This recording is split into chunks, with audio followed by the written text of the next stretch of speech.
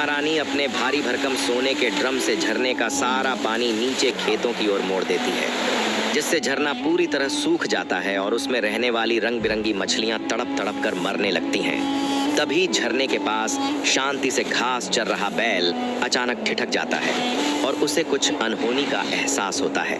वह बिना देर किए तेजी से दौड़ता हुआ झरने तक पहुंचता है। वहां पहुंचकर बैल देखता है कि पानी खत्म हो चुका है और सारी मछलियां आखिरी सांसें ले रही हैं। उसी पल बैल समझ जाता है कि इन्हें बचाने के लिए किसी भी तरह पानी लाना जरूरी है। फिर बैल बिना रुके जंगल के घने और पथरीले रास्तों से पानी की खोज में निकल पड़ता है।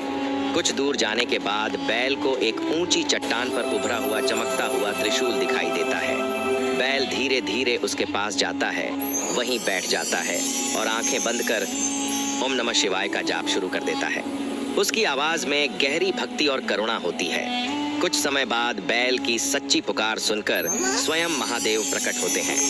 जब बैल रोते हुए उन्हें सारी व्यथा सुनाता है तो उसकी करुणा देखकर महादेव का हृदय द्रवित हो जाता है। महादेव तुरंत सूखे झरने के पास पहुंचते हैं और अपने कैलाश स्वरूप में आकाश की ओर निहारते हुए धीरे धीरे अपनी जटाएं खोलते हैं। अगले ही क्षण उनकी जटाओं से निर्मल गंगा की प्रचंड धारा झरने में उतरने लगती है।